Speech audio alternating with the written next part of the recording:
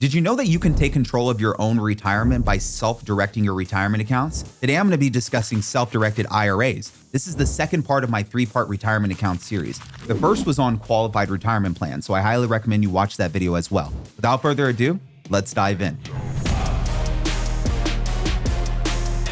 All right, guys, what are self-directed IRAs? Self-directed IRAs, which are commonly referred to as SDIRAs, are a type of individual retirement account, or IRA, in which the account holder directly manages the account. So in other words, a self-directed IRA is an IRA that you manage yourself. And this means that you choose the investments that you'll add to your self-directed IRA instead of a third party doing this for you. So with a self-directed IRA, there's a lot more responsibility on your shoulders to manage the account properly and to make sure it succeeds. However, even though there is more responsibility on you as a self-directed holder, there are some other incredible benefits of self-directed IRAs that make them appealing to investors. Perhaps the greatest benefit of self-directed IRAs is that they offer a lot of flexibility in terms of the types of assets that are able to invest in. For example, with the self-directed IRA, you can invest in assets such as precious metals, even commodities, real estate, limited partnerships, private placement deals, tax lien certificates, cryptocurrency, and much more. You see, regular IRAs are typically limited to traditional investments such as stocks,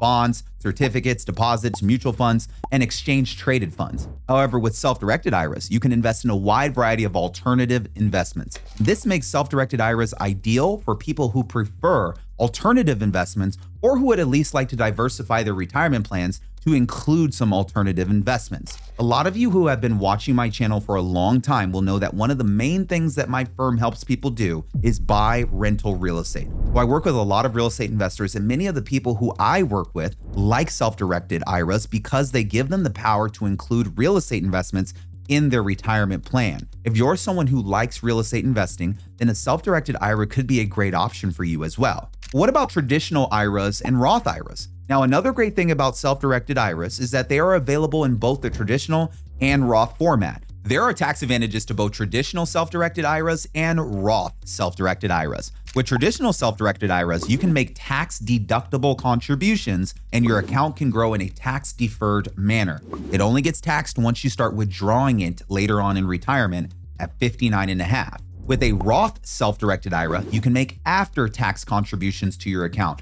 This account grows completely tax-free, and there are no taxes on your account once you start making withdrawals in your retirement. So both traditional self-directed IRAs and Roth self-directed IRAs offer great tax benefits. But what about the contribution limits? Just like with regular IRAs, self-directed IRAs have contribution limits. These limits get adjusted periodically. But for 2024, the contribution limits are $7,000 per year or $8,000 if you're over the age of 50. These limits have been adjusted from 2023, which were $6,500 and $7,500 for people aged 50 or older.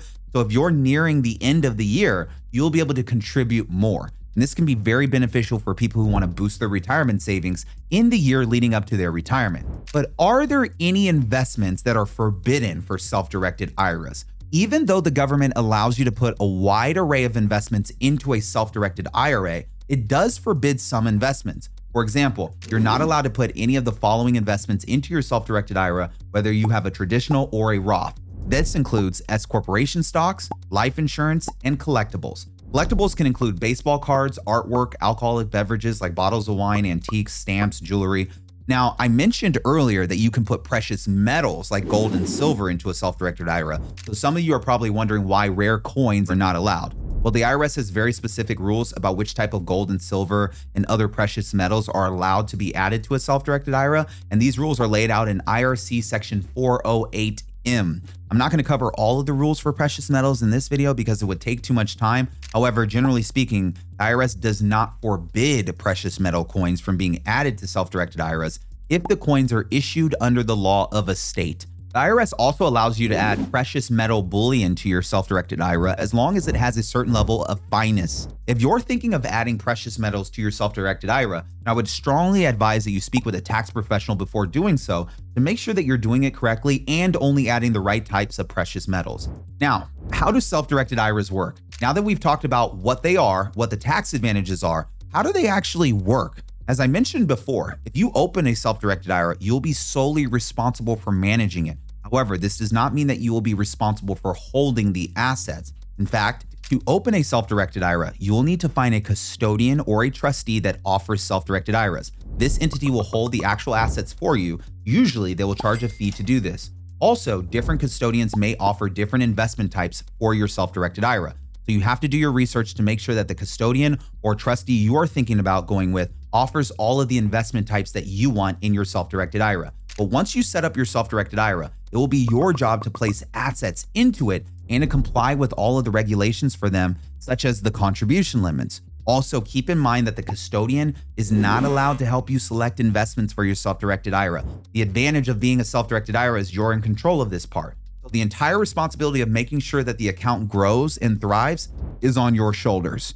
Who are self-directed IRAs for? Technically speaking, most people can open a self-directed IRA if they want to. In fact, to open a self-directed IRA, you just need to have earned income, a copy of a government-issued ID, and a debit or credit card to pay for the account establishment fee. But these accounts are designed for people who want independence and who are comfortable selecting their own investments for their accounts. Oftentimes, it is experienced investors and business-savvy people who choose to open self-directed IRAs. And many of these people do not use their self-directed IRAs as their only retirement savings vehicle, but rather as a supplement to another retirement savings account. However, this doesn't mean that you can't open a self-directed IRA if you're not a seasoned investor. Some people open a self-directed IRA and use a very simple investing strategy for them, such as just putting in gold or putting in Bitcoin and just letting it sit for many years. So self-directed IRAs can be a good option for you if you just want to invest in one or two alternative investments that you can't put in another retirement account, such as a regular IRA or regular 401k. Now, if you're finding this information valuable, don't forget to like the video and share it with your friends and family. It does help the algorithm and our channel perform.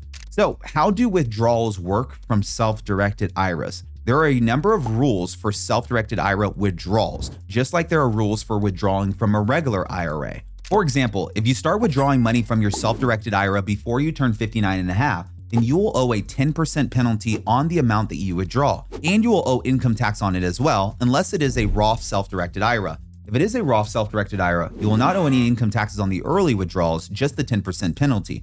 After you turn 59 and a half, you can start withdrawing from your self-directed IRA without any sort of penalty. Some people choose to push withdrawals back as far as possible so that their accounts can keep growing. If you would like to do this too, then that's completely fine. However, keep this in mind that the IRS does require you to have minimum distributions starting at the age of 73. The amount of money that you will be required to withdraw from your self-directed IRA per year after you turn 73 depends on a number of factors, including your life expectancy and account balance. Now, how do you choose which assets to put into your self-directed IRA? Most investors who open self-directed IRAs have already conducted a significant amount of research to give them an idea of which assets they want to put in their self-directed IRAs. Oftentimes, people who invest in self-directed IRAs have a lot of knowledge of expertise in one type of alternative investment, such as gold or real estate. If you're someone who does not want to do a lot of due diligence in order to find investments for a self-directed IRA, then you might be better off with a different type of tax-advantaged retirement account that is not so hands-on.